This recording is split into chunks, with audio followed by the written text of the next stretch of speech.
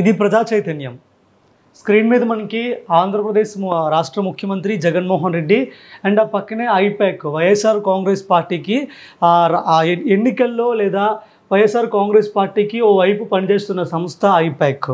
అయితే 2024 ఎన్నికల్లో వైఎస్ జగన్మోహన్ రెడ్డి ఓడిపోబోతున్నారు. ఇదిగో ఐపాక్ సర్వే, ఎన్నికల్లో ఆయనకి ఇన్ని సీట్లే వస్తాయి, ఈ సీట్లతో ఓడిపోబోతున్నారు వైఎస్ జగన్మోహన్ రెడ్డి అని చెప్పి సోషల్ మీడియాలో చాలా పోస్టులు మనకి ఈ మధ్య చాలా రోజులు కనిపిస్తూ ఉన్నాయి. ఇదిగో ఐపాక్ కార్యాలయానికి మూసేశారు, ఐపాక్ కార్యాలయాన్ని పూర్తిగా మూసేశారు, అందులో ఉన్న ఉద్యోగాలందరినీ కూడా బయటికి పంపించేశారు, వాళ్ళకి ఉద్యోగాలు తీసేశారు, ఐపాక్ ఇంకా వెళ్ళిపోబోతుంది, జగన్మోహన్ రెడ్డి ఓడిపోబోతున్నారు.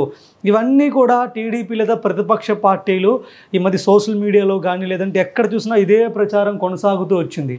కానీ అనూహ్యంగా పోలింగ్ ముగిసిన తర్వాత జగన్మోహన్ రెడ్డి గారు ఆ విజయవాడలో ఉన్న ఐపాక్ కార్యాలయానికి వెళ్ళి అక్కడ వాళ్ళందరికీ కూడా ఈ ఎన్నికల్లో మాకు సపోర్ట్ చేసినందుకు, మాతో పాటు పనిచేసినందుకు ధన్యవాదాలని చెప్పి వాళ్ళందరికీ కూడా వైఎస్ జగన్మోహన్ రెడ్డి కృతజ్ఞతలు తెలిపారు. తరువాత ఆయన అక్కడే ఈ ఎన్నికల్లో లాస్ట్ ఎన్నికల్లో వచ్చిన ఫలితాల కంటే ఇంకా మంచి ఫలితాలే వస్తాయి, దేశం మొత్తం మరొకసారి మన వైపు చూస్తుందని చెప్పి కూడా ఆయన అక్కడ కామెంట్ చేశారు. సో దీంతో వైఎస్ జగన్మోహన్ రెడ్డి తమ గెలుపుపై చాలా ధీమాగా ఉన్నట్టు కనిపించింది.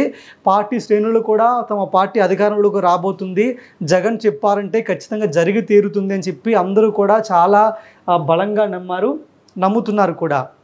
అయితే ఇదే తరుణంలో అంటే ఐపాక్ వైఎస్ జగన్మోహన్ రెడ్డి గారు తమ ఎన్నికల్లో తమకు సపోర్ట్ చేసిన సంస్థ దగ్గరికి వెళ్ళి థ్యాంక్ యూ చెప్పారు, తాము గెలవబోతున్నామని చెప్పారు. 2019 ఎన్నికల్లో కూడా అప్పటికి కూడా ఐపాక్ వైఎస్ఆర్ కాంగ్రెస్ పార్టీ తరఫున పనిచేసింది. అప్పుడు కూడా ఆయన ఎన్నికలు ముగిసిన తర్వాత ఆ సంస్థ దగ్గరికి వెళ్ళి వాళ్ళందరికీ కూడా థ్యాంక్ యూ చెప్పారు. అప్పుడు కూడా తామే గెలుస్తామని మీడియాకు కూడా ఆయన అప్పట్లో చెప్పారు. సో అదే ఆనవాయితీని కొనసాగిస్తూ ఈ ఎన్నికల్లో కూడా ఆయన చెప్పారు. ఆయన మాటతో టీడీపీ వాళ్ళు చేస్తున్న దుష్ప్రచారం అంతా ఒకేసారి కొట్టుకుపోయింది. ఐపాక్ ఇంకా లేదు, జగన్ ఓడిపోబోతున్నారు, ఐపాక్ ఇచ్చిన సర్వేనే ఇది, ఇవన్నీ కూడా పక్కకి వెళ్ళిపోయినాయి.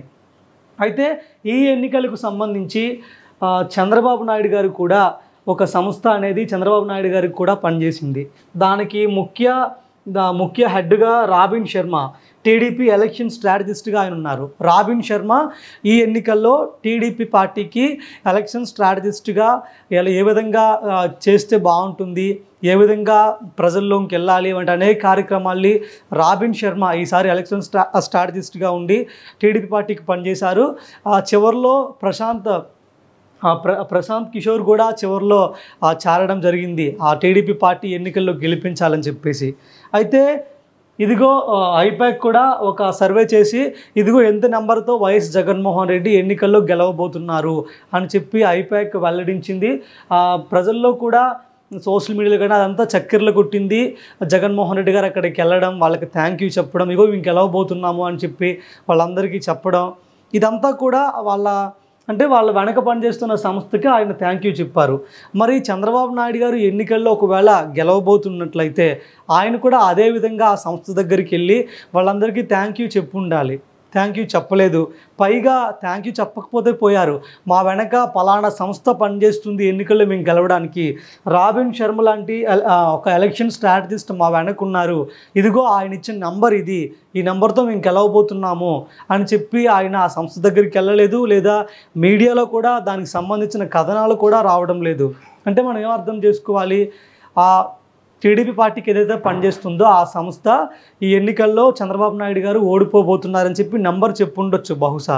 సో దాన్ని బయట పెడితే పార్టీ శ్రేణుల్లో పార్టీ నాయకత్వంలో బలహీన పడిపోతుందని చెప్పేసి ఆ వార్తని కానీ లేదా వాళ్ళకి పనిచేసిన వాళ్ళకు గత 4-5 ఏళ్ళుగా ఆ పార్టీ గెలుపు కోసం పనిచేస్తున్న వాళ్ళ దగ్గరికి వెళ్ళడం కానీ ఆ డీటెయిల్స్ ఏవి కూడా పబ్లిక్లో లేకుండా చంద్రబాబు నాయుడు గారు చాలా జాగ్రత్త పడ్డారు.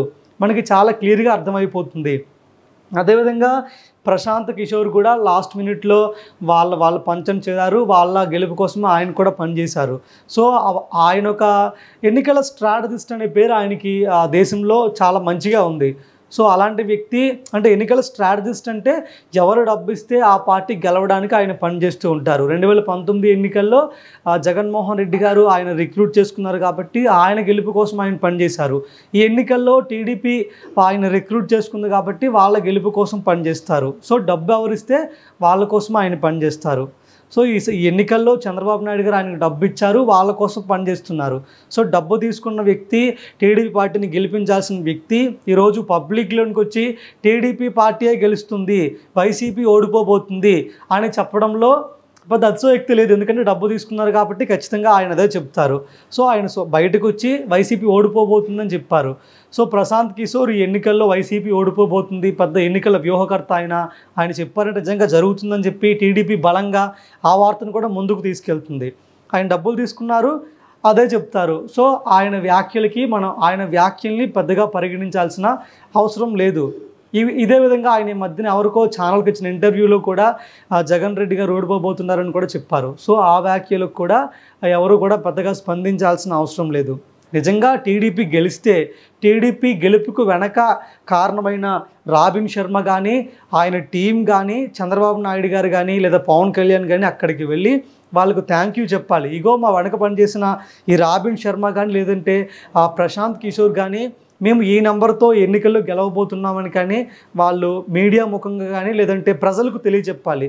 ఊరికనే పోలింగ్ అయిపోయిన తర్వాత ఎన్నికల ఓటింగ్ పెరిగింది, మేము గెలుస్తామని చెప్పి పదే చెప్పుకుంటున్నారు తప్ప ఇదిగో ఈ నెంబర్తో మేము గెలుస్తున్నాము, జగన్మోహన్ రెడ్డి గారు 151 సీట్ల కంటే ఎక్కువ మెజార్టీతో గెలుస్తున్నాము ఐపాక్ దగ్గరికి వెళ్ళి ఆయన చెప్పారు. మరి అదేవిధంగా వీళ్ళ వెనక కూడా ఒక పొలిటికల్ స్ట్రాటజిస్ట్ ఒక టీం కూడా ఉంది. అక్కడికి వెళ్ళి ఇదిగో మా వెనక ఈ రాబిన్ శర్మ పనిచేశారు, వాళ్ళ టీం పనిచేసింది, ఎన్నికల్లో మేము 100-150 సీట్లతో గెలవబోతున్నామని బలంగా ఆయన ప్రజలకు చెప్పలేకపోతున్నారు. ఆ నెంబర్ను కూడా ఈరోజు పబ్లిక్లోకి ఆయన రాకుండా చాలా జాగ్రత్త పడ్డారు. సో ఇవన్నీ కూడా ఒట్టి మాటలే అని మనకి ఇక్కడ అర్థమవుతుంది. దీన్ని బట్టి చూస్తుంటే ఈ ఎన్నికల్లో కూడా వైఎస్ జగన్మోహన్ రెడ్డిదే విజయం అని చెప్పి మనం చెప్పుకోవచ్చు. Thank you.